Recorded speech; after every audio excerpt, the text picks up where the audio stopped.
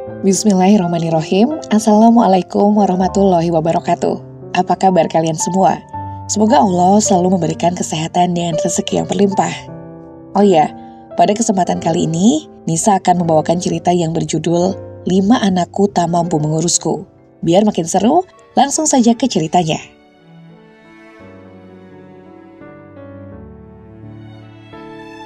Istriku lagi hamil, mana mungkin bisa mengurus ibu. Lagian, Resi juga masih kecil, ucap Wibowo. Sedangkan aku punya 3 anak kecil yang masih aktif-aktifnya. Takutnya tidak bisa konsentrasi menjaga ibu, sahut kelima. Bagaimana dengan kamu, Bang Anan? Tanya Sulis. Nanti ya, aku tanya istri dulu, jawab Anan, anak ketigaku. Kalau sekarang aku belum bisa, karena masih sibuk ngurus usaha yang baru aku bangun, sahut Anwar. Aku memiliki 5 orang anak. Saat aku sudah sakit-sakitan dan tidak bisa hidup sendiri, aku ingin tinggal bersama anak-anakku. Tapi sayangnya saat dikumpulkan, mereka enggan untuk mengurusku. Banyak sekali alasan yang mereka ucapkan. Aku yang berada di kamar hanya bisa menangis meneteskan air mata. Begitu terbayang bagaimana aku bertaruh nyawa untuk melahirkan mereka. Aku hanya bisa menguping dari kamar pembicaraan kelima anak-anakku. Bahkan, ada yang harus meminta izin kepada istrinya dulu untuk mengurus ibunya sendiri. Wibowo, Delima, Anan, Anwar, dan si bungsu Sulis. Mereka sekarang sedang berdebat, bukan untuk merebutkanku, tapi justru untuk berdebat siapa yang berminat mengurus wanita tua sepertiku. Ketukan pelan dari luar. Aku buru-buru mengelap air mataku agar tidak ketahuan sedang menangis. Ibu, siap-siap ya. Mulai hari ini ibu tinggal bersama Sulis saja, ucap si bungsu. Aku mengangguk pelan mematuhinya. Sulis adalah anak bungsu yang nasibnya tidak sebaik kakak-kakaknya. Keempat anakku hidup mewah dengan pekerjaan yang bagus. Tidak seperti Sulis yang hidup pas-pasan dengan suami dan anak sematawayangnya. Sulis kembali menutup pintu dan menemui keempat kakaknya. Aku dan Farhan masih di kamar untuk berkemas. Sulis, bagaimana ini? Apa lebih baik kita titipkan ibu di panti jompo? Kata Bang Anwar. Kalau kalian tidak mau mengurus ibu, tidak apa-apa. Aku yang akan membawanya pulang. Tadinya aku ingin ibu hidup berkecukupan dengan kalian. Tapi jika tidak ada yang sanggup, tidak masalah. Terdengar suara Sulis yang menggelegar.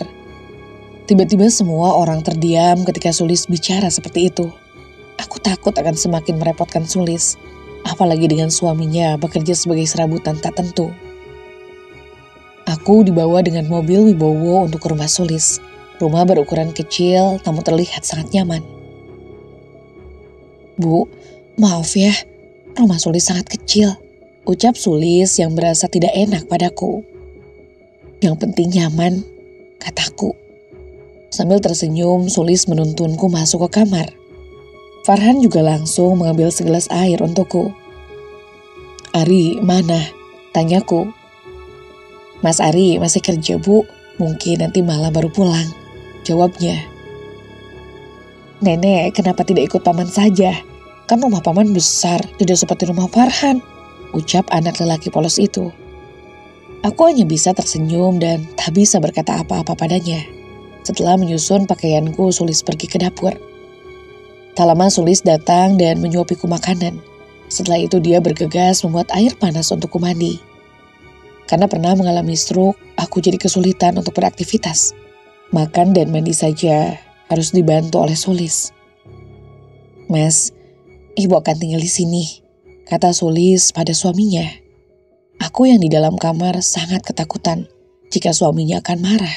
Karena Sulis memang belum meminta izin kepada Ari. Kenapa kamu tidak bilang? Kenapa harus mendadak seperti ini? Tanyanya dengan nada cukup tinggi. Dek, aku yang merasa kaget dan takut langsung meneteskan air mata. Rasanya aku tidak ingin membuat repot orang lain lagi. Semua rumah tangga anak-anakku harus mengalami pertengkaran karena aku. Tadi Sulis sudah telepon, tapi Sulis tidak punya pulsa. Lagian ibu sudah ada di kamar kok, ucap Sulis pelan. Mas tidak bawa apa-apa, Kalau tadi kamu bilang kan, Mas bisa belikan ibu makanan. Apa ibu sudah makan? Tanyanya lagi. Dadaku semakin bergemuruh. Ternyata menantuku juga mengkhawatirkanku. Kukira dia keberatan jika aku tinggal di sini. Sudah Mas, Sulis buatkan bubur nasi. Jelas Sulis. Ya sudah, Mas mau mandi dulu, baru ketemu ibu. Farhan, kamu temuin nenek dan pijit kakinya ya, kata Ari. Farhan masuk dan melihat aku sedang menangis. Nenek, kenapa menangis? Tanyanya. Tidak apa-apa kok, jawabku. Tapi ayah suruh Farhan untuk memijit kaki nenek. Aku tersenyum sambil mengangguk. Farhan langsung naik ke tempat tidur dan memijit kakiku. Tok, tok. Perlahan Ari mengetuk pintu kamar dan datang menemuiku. Bu, sudah tidur? Tanyanya. Belum, masuk lari, kataku. Ari yang berstatus sebagai menantu begitu ramah dan peduli kepadaku. Andai saja anak-anakku memiliki sifat sepertinya. Padahal dulu aku sudah mengajarkan akhlak yang baik pada kelima anak-anakku. Tapi kenyataannya, aku tidak menuai hasil yang selama ini aku tanam. Bu, maaf, Ari tidak bawa apa-apa pulang kerja tadi. Andai Ari tahu ibu datang, pasti Ari belikan martabak kesukaan ibu. Jelasnya. Tidak usah repot-repot, Ri. Memangnya tadi kerja apa? Kok pulang sampai malam? Tanyaku. Alhamdulillah, Ari jadi tukang ojek. Ari juga kadang-kadang jadi kurir toko sembako. Kalau lagi sepi, Ari juga jadi kuli panggul di pasar. Jelasnya. Ari begitu bersemangat menceritakan pekerjaan yang menurutnya sangat beruntung. Karena masih banyak orang yang mau menggunakan tenaganya. Jika dibandingkan dengan anak-anakku, tentu sangat jauh berbeda. Semuanya memiliki usaha, dan 5 anak perempuanku juga adalah wanita karir dan memiliki suami seorang polisi. Alhamdulillah, semoga selalu lancar pekerjaanmu. Sehat terus ya, Ri. Kataku seraya mendoakannya. Ujung mataku melihat Farhan sedang mengintip di balik pintu kamar. Tapi saat aku melihatnya, dia tiba-tiba pergi begitu saja. Ibu istirahat saja ya, ini sudah larut malam. Kalau ada apa-apa bilang saja, ujarnya. Aku mengangguk dan Ari langsung pergi dari kamarku. Aku tersenyum penuh rasa bersyukur karena Sulis anak bungsuku mendapatkan suami yang baik paras dan hatinya. Pagi-pagi sekali setelah sholat subuh, Ari sudah bersiap-siap untuk pergi kerja dan Sulis juga sudah sibuk mengurus pekerjaan rumah tangga. Perlahan aku berjalan ke dapur dan tidak sengaja mendengar percakapan Sulis dan Ari. Nis, nanti masak ayam untuk ibu, jangan buat ibu bosan makan. Oh iya, nanti ambil pepaya di belakang, ibu juga harus makan buah-buahan kan? Kata Ari. Mas, uangnya tidak cukup kalau untuk beli ayam. Mana sekarang harga ayam lagi naik. Ucap Sulis pelan. Insya Allah, rezeki akan selalu ada, Lis. Tidak akan miskin seorang anak jika menyisihkan uangnya untuk orang tua. Kamu ngutang dulu ya. Insya Allah hari ini Mas akan pulang dengan bawa uang lebih. Jelas Ari. Entah kenapa setiap kedua pasangan itu bicara, hatiku selalu teriris. Bukan sakit hati, tapi saking terharu dan kagumnya diriku pada mereka. Iya Mas, hati-hati ya nanti di jalan, ucap Sulis. Aku pura-pura baru datang dan memanggil nama Sulis, agar mereka tidak kaget dan tidak berpikir kalau aku mendengar semua percakapan mereka. Yes, ucapku. Ibu, ada apa? Mau buat teh? Tanyanya. Aku duduk di kursi dan menunggu Sulis membuatkan teh hangat. Ini Bu, kata Sulis. Aku mengangkat teh hangat itu, namun tiba-tiba tehnya tumpah. Untung saja Sulis dengan sigap menangkapnya. Sulis langsung mengambil sendok dan menyuapi teh hangat padaku. Lagi-lagi aku melihat Farhan sedang memperhatikan kami. Apa Farhan kesal karena perhatian ibunya terbagi? Karena Sulis juga harus merawatku. Gumamku dalam hati. Lis, kalau kamu kerepotan ngurus ibu, tidak apa-apa. Ibu ke panti jompo juga, kataku. Psst, ibu itu ngomong apa sih? Sulis tidak merasa direpotkan, jawabnya santai. Ibu tahu kamu anak yang berbakti, pasti tidak merasa direpotkan. Tapi bagaimana dengan Ari dan Farhan? Mereka juga harus kamu uruskan? Tanyaku. Sulis bisa membagi waktu kok, Bu. Kalian bertiga akan Sulis rawat sebaik mungkin, jelasnya. Aku memegang erat tangan putriku. Tangan kecil yang dulu aku pegang, kini sudah tumbuh besar. Sulis dulu adalah anak yang manja dan cengeng. Butuh kesabaran besar untuk merawatnya. Tapi aku sangat bersyukur karena jerih payahku selama ini mengurusnya membuahkan hasil. Sudah hampir 1 minggu aku tinggal di sini dan makanan yang dihidangkan oleh Sulis selalu makanan enak dan sehat. Sulis, hari ini ibu mau makan sayur pucuk ubi saja, kataku. Mungkin jika hanya ingin makan dengan pucuk ubi, dia tidak perlu membeli karena di halaman rumah pun sudah ada. Oh iya, nanti Sulis masakin untuk ibu, katanya. Nenek, kenapa minta sayur pucuk ubi? Padahal kalau ada nenek, ibu selalu masak enak, kata Farhan. Sulis langsung memberikan kode kepada anaknya agar diam dan tidak melanjutkan ucapannya. Tapi Farhan tidak mengerti dan terus mengoceh. Memang biasanya ibu masak apa? Tanyaku. Masak pucuk ubi terus, Nek. Kadang-kadang sama kerupuk sama kecap. Sama masak rebung ngambil di belakang, jelasnya. Aku menarik nafas dalam-dalam. Lagi-lagi aku mendapatkan kebenaran lagi.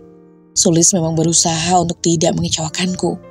Oh iya, Sulis, kenapa semenjak ibu di sini kamu jarang masak pucuk ubi dan rebung? Padahal itu masakan kesukaan ibu loh, kataku. Ibu harus makan sehat, harus ada sayur ikan dan kacang-kacangan, pokoknya ibu harus makan yang lengkap, kata Sulis. Tapi Farhan tidak suka, sahut Farhan. Iya, nanti ibu akan masak masakan kesukaan kalian. Alhamdulillah Mas Ari pekerjaannya semakin lancar, Bu. Jadi untuk urusan dapur bisa diatur, jelas Sulis sambil tersenyum. Alhamdulillah kalau begitu, kataku. Ibu makan roti dulu ya, kan mau minum obat, kata Sulis. Namun setelah aku selesai makan roti, Sulis malah bilang kalau obatnya sudah habis. Obatnya habis, Bu. Sulis lupa belum beli lagi. Nanti Sulis minta tolong Mas Ari sekalian belikan di apotek, jelas Sulis. Aku ingin bertanya, apakah keempat kakaknya mengirimkan uang untuk membeli obat atau tidak? Tis, apa ada yang ngasih uang untuk beli obat? Tanyaku. Hah? Tidak ada, Bu. Mungkin pada belum gajian, kata Sulis. Aku terdiam. Aku langsung masuk ke dalam kamar dan mengambil ponsel jadul yang aku miliki untuk menghubungi Wibowo. Bukannya tidak tahu malu, tapi aku tidak mau semakin merepotkan Sulis. Sudah mengurusku dan membiayai kebutuhan, sekarang harus diteliti dengan menebus obat. Halo, Assalamualaikum Wibowo, kataku. Halo, Mas Bowo sedang tidak ada di rumah. Dari suaranya sepertinya dia adalah Desi, istri Wibowo. Desti, bilangin sama Wibowo obat ibu habis dan harus ditebus lagi di apotik, kataku. Oh iya, nanti disampaikan, katanya dengan terburu-buru. Tut, tiba-tiba ponselnya langsung dimatikan. Sepertinya Desti sedang sibuk di sana. Astagfirullah, mungkin aku sudah mengganggunya, gumamku dalam hati. Tidak hanya itu, aku juga menelepon ketiga anakku yang lainnya. Tapi sama sekali tidak ada yang mengangkat telepon dariku. Mungkin saja mereka sedang sibuk dengan pekerjaannya, jadi tidak sempat untuk mengangkat telepon. Ibu lagi ngapain? Tanya Sulis yang masuk ke kamar. Tidak apa-apa kok, jawabku. Sulis sudah selesai masak, ayo kita makan, katanya. Aku berjalan pelan dan Sulis langsung membantuku berjalan ke meja makan. Saat kami sedang sarapan, tiba-tiba Ari pulang cepat hari ini, tidak seperti biasanya. Assalamualaikum, ucapnya.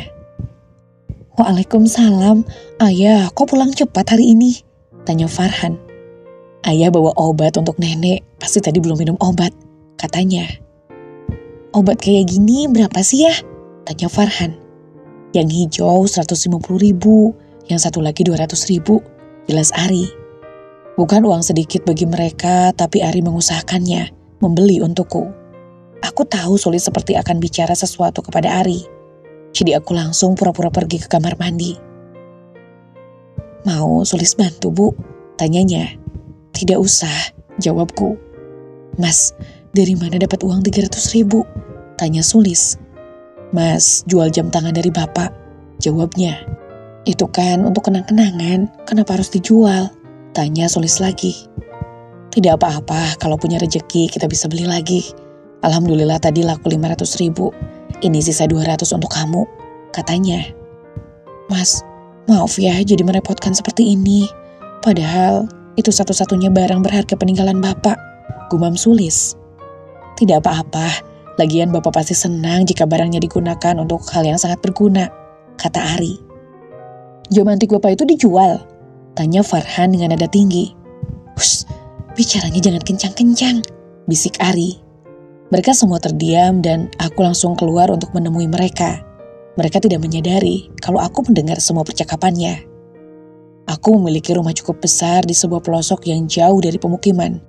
Dulu aku dan suami tinggal di sana, dan sekarang sulit untuk menjual bangunan yang jauh dari pemukiman. Padahal jika ada yang membelinya, pasti hasilnya lumayan banyak. Tapi anak-anak tidak ada yang mau mengurusnya, karena sibuk dengan urusan masing-masing. Ibu, ayo minum obat dulu, kata Sulis. Sulis tidak pernah telat untuk memberikanku minum obat. Kepeduliannya sangat besar padaku. Iya, kataku. Ibu, ayah pulang, ujar Farhan sambil berlari. Kenapa tiba-tiba Ari pulang lebih awal dari biasanya? Padahal Sulis tidak ada nitip apa-apa hari ini. Loh, kenapa Mas Ari pulang lebih awal? Gumam Sulis. Setelah aku selesai minum obat, Sulis langsung menemui suaminya. Aku di sini malah merasa tidak enak. Mas, ada apa? Tanya Sulis. Di kampung Mas sakit dan katanya sekarang sedang dirawat. Jelas Ari dengan tergesa-gesa. Ya Allah, terus sekarang kita harus bagaimana, Mas? Apa mau ke kampung? Tanya Sulis tak kalah cemas. Tapi Mas belum ada uang. Kamu siap-siap saja dulu. Mas mau cari pinjaman di luar, katanya. Ari terdengar pergi lagi dan meninggalkan Sulis untuk mencari pinjaman uang untuk ongkos. Lalu bagaimana dengan aku? Gumamku dalam hati. Jika mereka semua pergi ke kampung, lalu bagaimana dengan aku yang di sini sendirian? Mungkin Sulis akan menitipkanku kepada abangnya. Bu, emak di kampung sakit, kata Sulis dengan raut wajah sangat sedih. Emak adalah panggilan untuk ibu mertuanya yang berada di kampung. Di sana dia dirawat oleh anak-anak perempuannya. Meskipun ada yang merawat, tetap saja Ari merasa cemas dan ingin melihat keadaannya di kampung. Terus, sekarang Ari kemana? Tanyaku. Pergi cari pinjaman uang, jawab Sulis. Bu, kalau kita pergi, nenek dibawa tidak? Tanya Farhan. Bu, untuk sementara waktu, ibu tinggal sama abang Bowo saja ya, biar Sulis yang bicara, katanya. Sama Kak Delima saja deh, Sulis lebih nyaman kalau ibu diurus oleh anak perempuan, sautnya lagi. Sulis mengambil telepon dan langsung bicara kepada Delima. Kak, aku dan Mas Ari mau ke kampung untuk beberapa hari ke depan. Sulis nitip ibu ya, kata Sulis. Aduh, gimana ya? Anak-anak kakak saja sedang ada yang demam.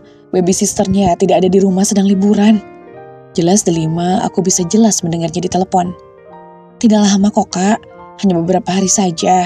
Lagian ibu tidak begitu merepotkan kok. Jelas Sulis dengan nada rendah seperti memohon. Bang Bowo saja Lis, di rumahnya kan banyak pembantu, jadi tidak mungkin kerepotan, kata Delima. Oh, ya sudah kalau tidak bisa membantu. Assalamualaikum, ucap Sulis menutup telepon.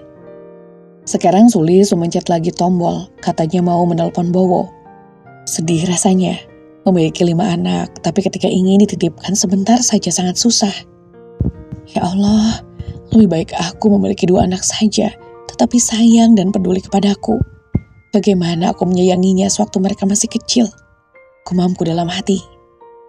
Ditolak oleh anak sendiri membuat dadaku semakin sesak. Dulu saja mana pernah aku menolak keinginan anak-anak. Mereka tidak pernah berpikir saat aku sedang makan. Mereka buang air besar, aku pasti mengutamakan mereka dan menghentikan makanku dulu. Aku sedang masak dan mendengar mereka menangis. Pasti aku menghentikan masak dulu dan berlari kepada mereka untuk memeluknya. Halo bang, Assalamualaikum, ucap Sulis. Ada apa Lis? Tanya Bowo. Sulis langsung menjelaskannya perihal masalah ini. Sulis juga menjelaskan mungkin hanya menitipkan ibu kurang lebih 5 hari. Bagaimana bang? Kalau bukan abang, Sulis menitipkan ibu pada siapa? Ujar Sulis. Oh, kalau cuma beberapa hari sih bisa saja. Ya sudah, nanti abang jemput ibu ya, kata Bowo.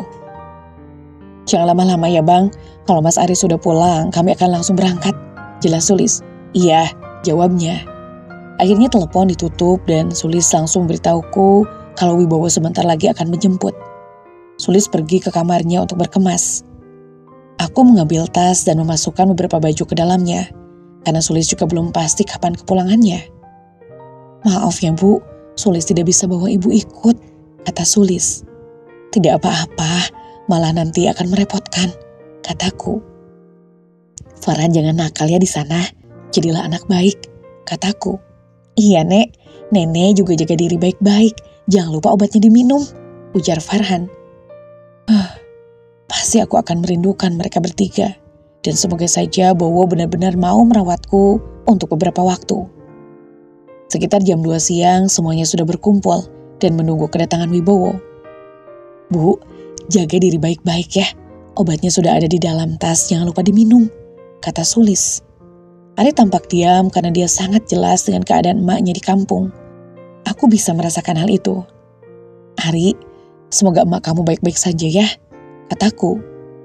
Seketika Ari menghampiriku dan mencium kedua tanganku sambil menangis. Air mata Ari seketika pecah begitu saja. Bu, doakan yang terbaik buat emak Ari ya. Ari berharap masih bisa merawat emak dan ibu juga, ucapnya. Iya Ari, ibu selalu mendoakan yang terbaik untuk kalian, kataku. Tiba-tiba mobil terparkir di halaman rumah Sulis. Pasti itu adalah Wibowo. Benar saja, dia keluar dari mobil dengan berpakaian sangat rapi. Bang, Sulis titip ibu sebentar ya, ucap Sulis. Iya, kalau sudah pulang kabari saja lagi, kata Bowo. Sama siapa? Apa sama Desti? Tanyaku. Tidak Bu, Desti lagi istirahat, maklumlah masa-masa hamil, ujar Bowo. Aku tersenyum memakluminya dan masuk ke dalam mobil, sedangkan Sulis akan langsung bergegas pergi. Bowo tidak bisa mengantarnya karena jalurnya tidak satu arah dengan arah rumah Bowo. Sesampainya di rumah, ada Mbok Dah yang membantuku ke kamar. Mari Bu, saya bantu, ucapnya. Dari tadi aku tidak melihat keberadaan Desti dan Denada cucuku. Desti sama Denada mana Mbok? Tanyaku. Dari tadi di kamar, jawabnya. Aku mengangguk pelan, sudah hafal dengan sifat menantunya yang memang jarang mau berbaur dengan orang lain, bahkan dengan mertuanya sendiri. Bu, kalau ada apa-apa kabarin Bowo saja atau Mbok Dah, jangan ganggu Desti ya, ujarnya. Iya, kataku. Terkadang aku berpikir, kenapa menantuku tidak mau dekat-dekat denganku? Maklumlah, aku ini memang orang yang tidak punya. Seharian aku hanya berada di dalam kamar. Sebenarnya aku ingin berjalan keluar, tapi takutnya nanti ada yang marah. Bu, makan malam sudah siap, kata Mbok Dah. Aku berjalan pelan menuju meja makan. Di sana aku melihat Desti dan Denada sudah bersiap. Aku duduk di samping Desti dan dia sama sekali tidak menegurku. Desti mulai mual, mungkin saja itu bawaan hamil. Kenapa nak? Tanyaku sambil memijat tengkuknya. Mas, aku tidak kuat mencium bau nenek-nenek, ucap Desti. Ya ampun sayang, sini dekat denganku saja, kata Bowo. Maklum saja, aku sering memakai obat urut dan udah pasti tercium bau nenek-nenek. Oh, maaf kalau begitu, ibu makan di dapur saja, kataku. Aku mengambil piring yang sudah aku isi dengan nasi dan lauk pauk. Meskipun makanan di sini cukup mewah, tapi aku tidak begitu selera untuk makan. Loh Bu, kenapa makan di bawah? Tanya Mbok Dah. Tidak apa-apa, kasihan Desti mual mencium bau obat urut, jelasku. Aku menghabiskan makan malam, dan setelah itu langsung masuk lagi ke dalam kamar. Aku tidak mau berkeliaran di rumah ini, takutnya orang-orang di sini jijik melihatku. Assalamualaikum Ibu, apa kabar? Tanya Sulis di telepon. Waalaikumsalam Lis, sudah sampai? Tanyaku. Sudah Bu, 3 jam yang lalu, katanya. Bagaimana keadaan ibu mertuamu, apa sudah membaik? Tanyaku. Masih dirawat, Bu. Oh iya, Ibu sudah minum obat belum? Bahkan aku sampai lupa untuk minum obat hari ini. Untung saja Sulis mengingatkan akan hal itu. Hampir saja Ibu lupa. Iya, nanti akan Ibu minum, kataku. Aku dan Sulis mengobrol cukup lama. Rasanya aku tak sendirian lagi jika sudah bicara dengannya. Bu, sudah dulu ya, Sulis mau ganti celana emak, katanya. Iya nak, semoga saja Sulis bisa menjadi menantu yang baik, sebagaimana suaminya yang bisa menjadi menantu yang baik untukku.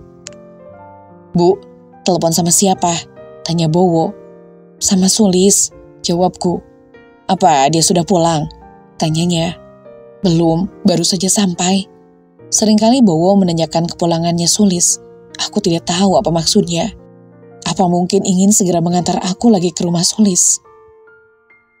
Mas, ini sarung siapa sih? Di sini bau banget. Teriak Desti. Astagfirullahaladzim.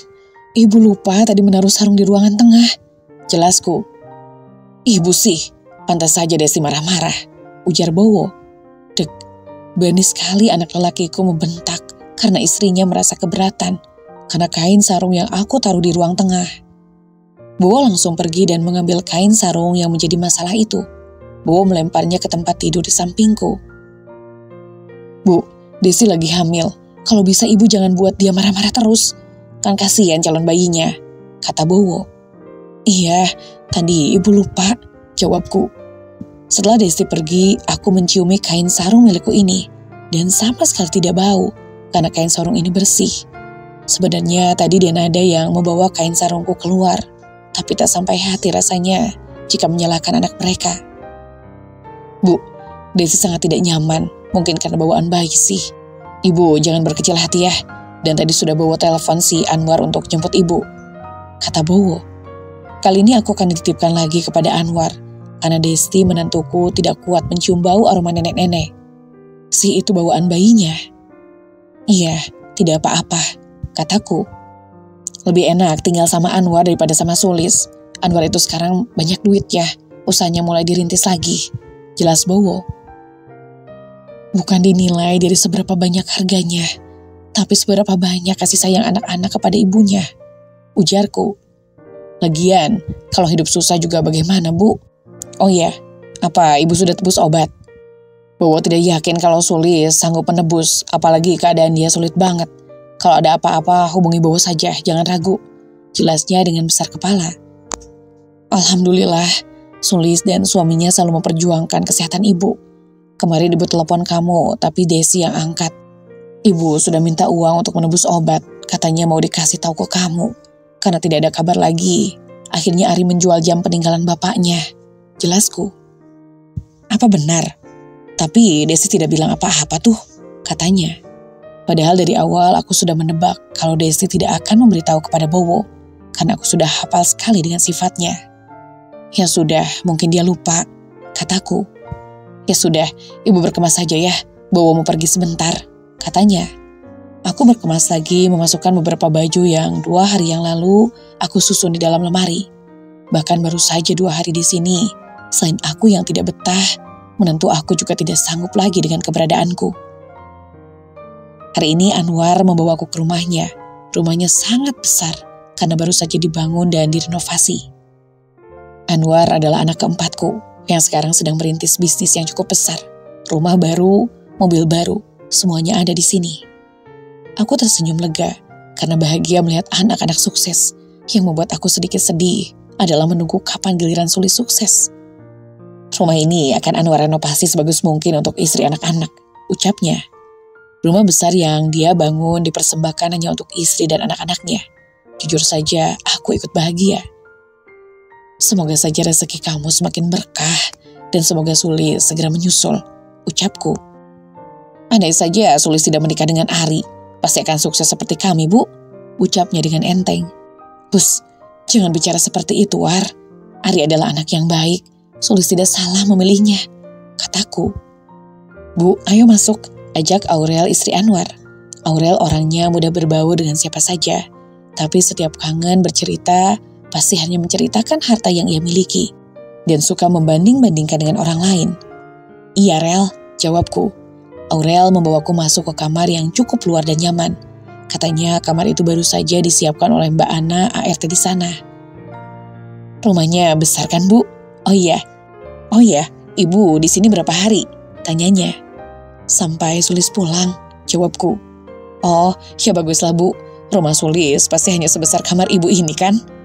Hidupnya susah, lama tidak ada kemajuan ya, Bu, ucapnya. Setiap ada orang yang menyinggung Sulis, pasti hatikulah yang teriris.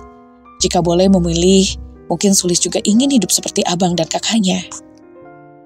Bukan seberapa besarnya, tapi lihat dari seberapa nyamannya, kataku.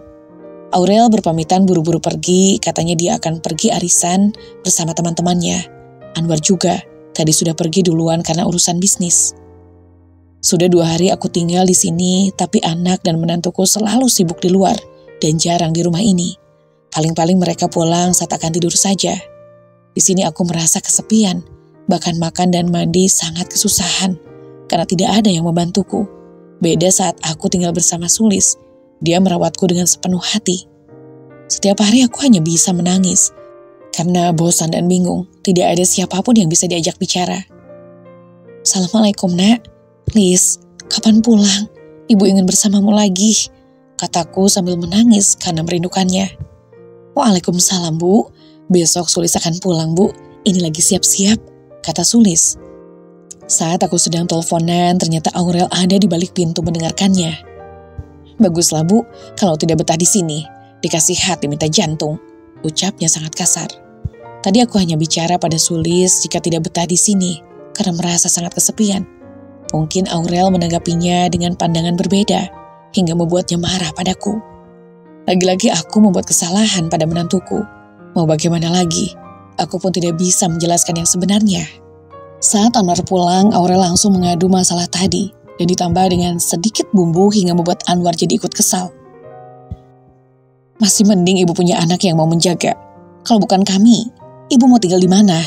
Ucap Anwar yang tiba-tiba masuk ke dalam kamar. Bukannya gitu, ibu hanya kesepian, itu saja kok, kataku. Kami kan sibuk dengan bisnis dan urusan masing-masing. Tidak mungkin kan, seharian cuma nemenin ibu di kamar. Harusnya ibu bisa mengerti, ujar Anwar.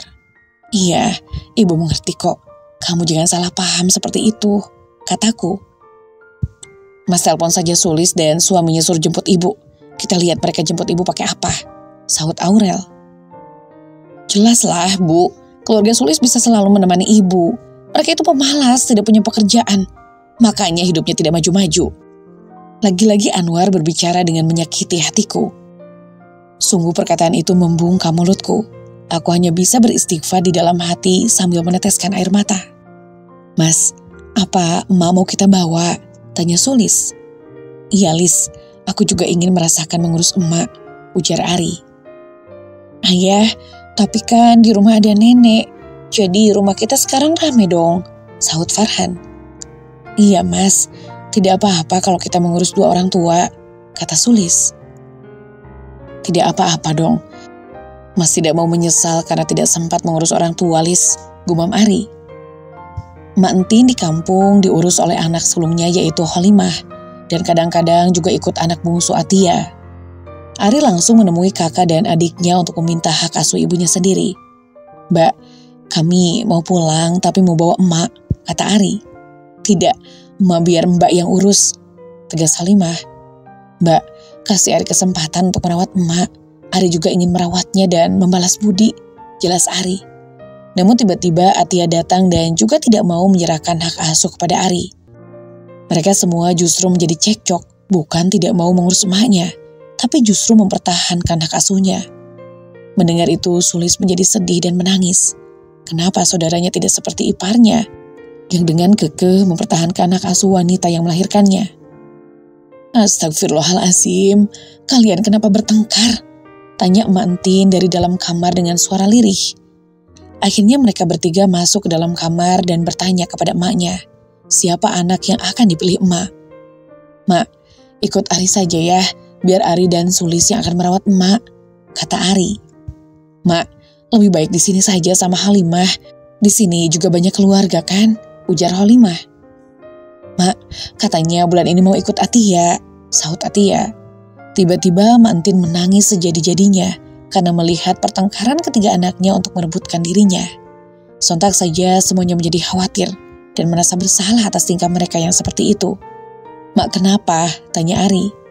Mak Entin mengucapkan rasa syukur karena memiliki 3 anak yang begitu berbakti dan menyayanginya sepenuh hati. "Mak bersyukur memiliki anak-anak seperti kalian. Ya Allah, berikanlah ketiga anakku kebahagiaan dunia akhirat," lirih Mak Entin. Ari yang terharu langsung mencium kaki ibunya. Ari bersujud dan meminta maaf karena selama ini belum bisa membahagiakannya. "Mak, maaf, Ari belum bisa membahagiakan emak. Ari belum bisa membalas budi semuanya," lirih Ari. "Kalian semua sudah membuat emak bangga dan bahagia. Rasanya emak sudah berhasil menjadikan kalian menjadi anak yang baik," kata emak sambil menangis. Akhirnya ketiga kakak beradik itu menurunkan egonya dan mulai berdiskusi lagi dengan kepala dingin. "Mak, ikut Ari ya. Kasih Ari kesempatan untuk merawat emak," bisik Ari. "Bukannya emak tidak mau, tapi emak tidak sanggup untuk menempuh perjalanan jauh. Doakan saja emak cepat sehat dan biar ikut denganmu," jelas Mak Entin. Jika seperti ini sudah diambil keputusan kalau Mak Entin akan tetap tinggal di kampung bersama kedua anak perempuannya. Karena keadaannya sudah semakin membaik dan sudah keluar dari puskesmas, akhirnya Ari dan Sulis meminta izin untuk pulang. Sesampainya di rumah, Sulis langsung mengecek ponselnya dan melihat kalau ada pesan dari Anwar kalau suruh menjemput ibunya. "Mas, kok Bang Anwar nyuruh aku jemput ibu sih? Kan yang punya mobil dia, bukannya diantar saja," gumam Sulis. Sebenarnya Sulis dan suaminya masih sangat kecapean karena baru saja melakukan perjalanan jauh. Tapi Sulis merasa ada yang tidak beres karena tiba-tiba Anwar menyuruhnya untuk menjemput. Apalagi awalnya Sulis menitipkan ibunya pada Wibowo. "Kok bisa sama Bang Anwar? Kenapa tidak di rumah Bang Bowo?" tanya Ari penasaran. Akhirnya mereka berdua langsung menyewa mobil bak milik tetangga untuk menjemput ibunya. Kebetulan Ari sudah lihai mengendarai mobil karena dia pernah bekerja sebagai supir angkot dulunya. Mereka berdua pergi karena Farhan sedang tertidur di rumah. Mungkin sangat kecapean, jadi sengaja tidak dibangunkan. Bang Anwar, Assalamualaikum," ucap Sulis. Entah kenapa semua saudaranya pada berkumpul di rumah Anwar. Ada Bowo, Delima, Anan. Sudah datang. Tuh, ibu tidak mau tinggal bersama kami, maunya sama kamu. Jadi jangan salahkan kalau kami tidak mau mengurus ibu," ucap Anwar. Sulis tidak melihat keberadaan ibu, oleh sebab itu Sulis tidak menghiraukan ucapan Anwar dan langsung masuk ke dalam kamar untuk mencari ibunya. "Bu, ada apa?" tanya Sulis yang mendapati ibunya sedang menangis. "Lis, ibu mau pulang," lirihnya. Jika melihat ibunya sedang menangis, Sulis pun tidak dapat membendung air matanya lagi. "Ayo Bu, kita pulang," kata Sulis. Sulis membantu ibunya untuk berjalan keluar dari kamar. "Bagaimana kalau Sulis yang menjaga ibu, tapi modalnya dari kita?" kata Anan. "Keenakan Sulis dan Ari dong, bisa saja uangnya mereka gunakan untuk keperluan pribadi," sahut Anwar.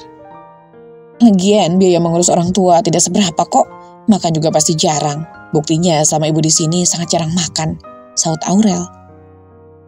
"Karena kalian masak untuk selera kalian saja, bukan selera ibu," sahut Sulis kesal. "Lis, jujur saja, kami memang sangat berterima kasih karena kamu bisa merawat ibu. Jadi kita ambil jalan tengahnya saja.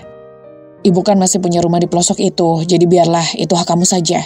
Kita tidak akan minta. Jadi adil kan?" ucap Bowo. "Bang, tolong bedakan antara harta dan kasih sayang. Lagian itu rumah ibu, jadi terserah ibu mau diberikan kepada siapa. Sulis juga tidak mengharapkan besar atas rumah itu," kata Sulis. "Rumah itu meskipun besar tapi sangat di pelosok, jauh dari pemukiman. Mana ada yang mau membeli rumah itu?" lirih Bu Kokom. "Sudahlah Bu, jangan terlalu dipikirkan masalah itu. Yang penting sekarang kita pulang," ajak Sulis. Jika tidak memiliki rasa sabar yang sangat besar, mungkin saja Sulis sudah marah-marah di depan saudaranya yang dirasa tidak memiliki hati nurani itu. Ari dan Sulis sudah membawa Bu Kokom pulang lagi ke rumah mereka dan disambut oleh Farhan. "Nenek," teriaknya sambil menghampiri Bu Kokom. "Farhan, bagaimana kondisi emak di kampung?" tanya Bu Kokom. "Sudah sembuh, Nek. Padahal tadi ayah mau bawa emak ke sini loh," jelas Farhan. "Lalu?" "Emak belum kuat untuk perjalanan jauh," kata Farhan. Farhan membantu neneknya untuk masuk ke dalam kamar, sedangkan Ari akan pergi ke rumah tetangga untuk mengantar mobil dan membayar biaya sewanya. Uang tinggal 50.000, semoga saja biaya sewanya tidak lebih dari 50.000. Gumam Ari dalam hati. Ari langsung buru-buru ke rumah Rohman dan mengembalikan kunci mobilnya. Man, ini kuncinya. Oh ya, saya bayar biaya sewa mobilnya berapa ya? Tanya Ari. Heri, besok sibuk tidak? Tanya Rohman. Tidak, memangnya ada apa? Ari balik bertanya. Besok saya tuh ada acara dan kayu itu harus dikirim ke SD Bangun Jaya. Bisa tolong antarkan tidak? Nanti adalah bayarannya, jelas Rohman. Oh, bisa banget kalau gitu, kata Ari senang. Setidaknya dia bisa mendapatkan uang pemasukan lagi untuk kebutuhan sehari-hari. Apalagi beberapa hari ini dia tidak bekerja karena habis dari kampung. Ya sudah, besok pagi-pagi sekali kesini ya. Oh ya, untuk biaya sewa hari ini, sudahlah, gratis saja, kata Rohman. Wah, kalau begitu terima kasih ya, kata Ari lalu pulang. Ari langsung memberikan kabar bahagia ini kepada Sulis.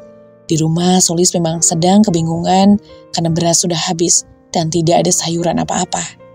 Lis, ini sisa uang 50.000 untuk belanja, kata Ari. Seketika senyum Sulis merekah. Dia sudah hampir putus asa karena tidak bisa masak untuk anggota keluarganya.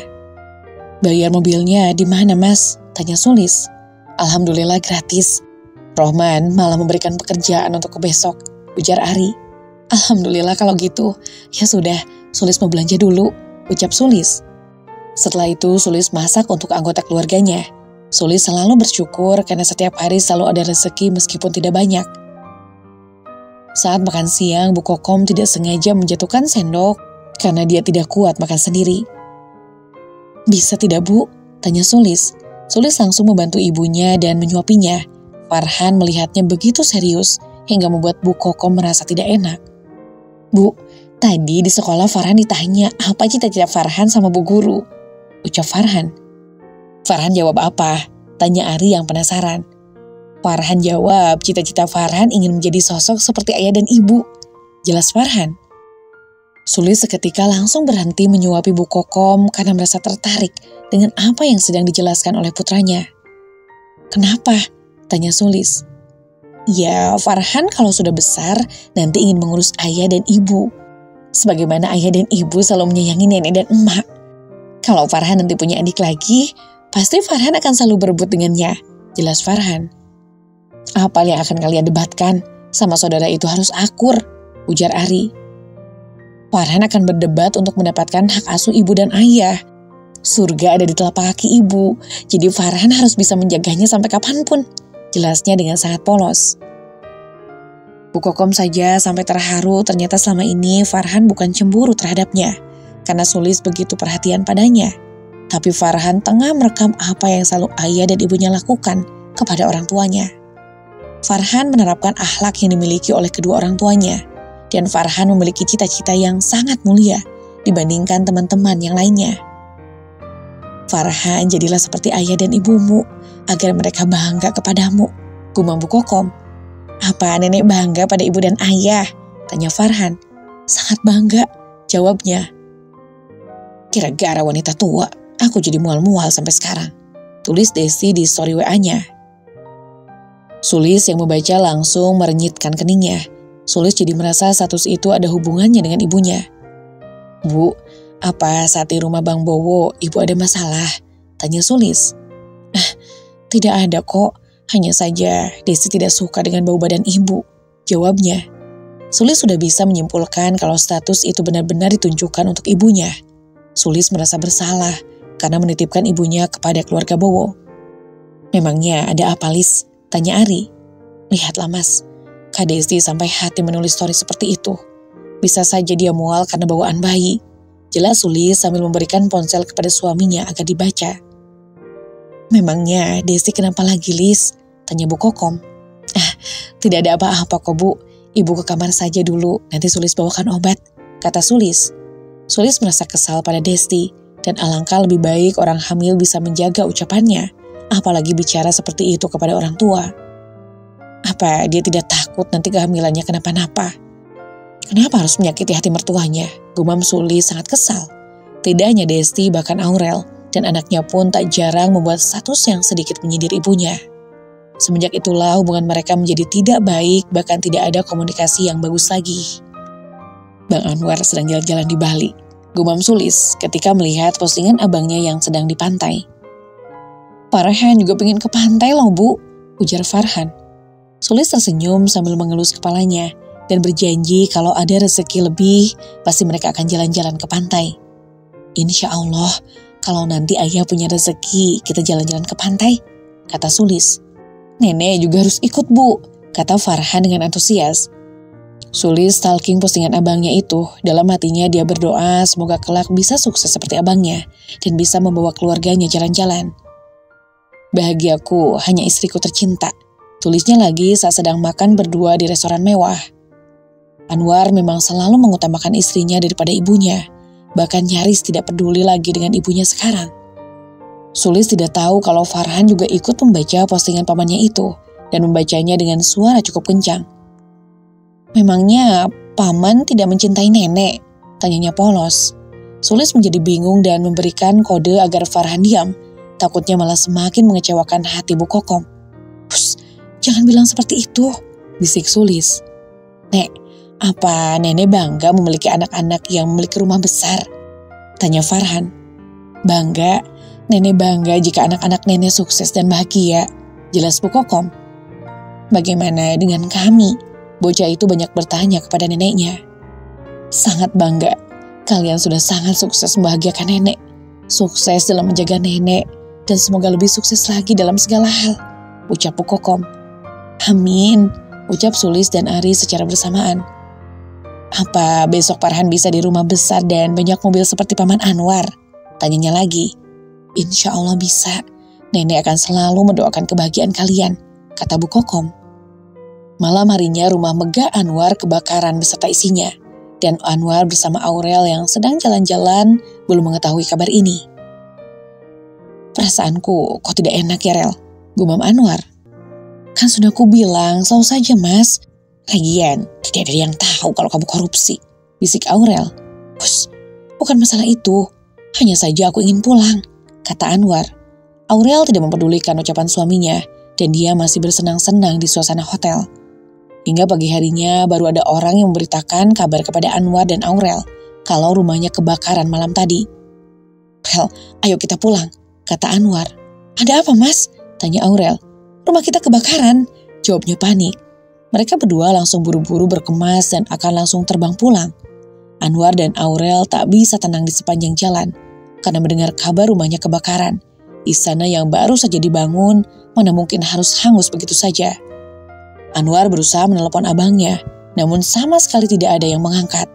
Anwar langsung menghubungi ART di rumahnya dan meminta penjelasan. Pagi itu Sulis baru mendapatkan kabar kalau rumah Anwar kebakaran, dan dia langsung memberitahukan kepada suami dan ibunya. Mas, rumah Bang Anwar kebakaran, dan sekarang mereka sedang di jalan menuju rumah. Ayo kita ke sana, kata Sulis. Tidak, tunggu Anwar pulang saja, ibu tidak ingin kalian terlibat, sahut Bu Kokom. Benar juga kata ibu, gumam Sulis.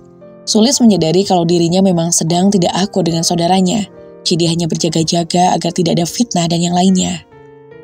Sulis dan suaminya akan pergi ke sana setelah Anwar tiba di lokasi. Sulis juga belum tahu pasti apa penyebab kebakaran tersebut. Lis, Bang Anwar ngasih kabar katanya sudah sampai di lokasi, ujar Ari. Mereka berdua langsung pergi untuk melihat keadaan di sana. Farhan dan Bu Kokom sengaja disuruh di rumah saja. Astagfirullahaladzim, gumam Sulis ketika melihat istana besar kini sudah hangus. Keadaan istana itu sudah porak-poranda. Semuanya ludes dimakan si jago merah, begitu juga isinya. Semua anggota keluarga sudah berkumpul. Sulis dan Ari langsung menghampiri yang mereka sudah datang. Bang, ada apa sebenarnya? Tanya Sulis. Belum tahu, kasus ini masih diselidiki, kata Bowo. Anwar dan Aurel sedang menangis histeris melihat pemandangan menyedihkan ini. Aurel tak hentinya menangis dan berteriak. Mas, rumah ini baru saja kita renovasi dan kita bangun. Tapi kenapa sekejap langsung hangus seperti ini? Gumam Aurel. Kak, sabar, ucap Sulis sambil mengelus pundak kakak iparnya. Diamlah, kamu tidak akan mengerti masalah ini. bentak Aurel. Ari langsung menarik tangan istrinya agar menjauh dari Aurel. Ari tidak mau kalau istrinya diperlakukan seperti itu lagi. Please, lebih baik kita diam saja, karena bicara pun salah, bisik Ari. Sulis mendengarkan apa yang diucapkan oleh suaminya. Padahal niat Sulis baik, dia hanya ingin menenangkan kakak iparnya. Bersambung. Berhubung ceritanya panjang banget, sampai di sini dulu ya. Jika pendengar setia Arah Temu ingin lanjutin ceritanya sampai tamat, bisa komen di bawah. Dan mohon maaf apabila Nisa ada kesalahan dalam menyampaikan cerita. Akhir kata, wassalamualaikum warahmatullahi wabarakatuh.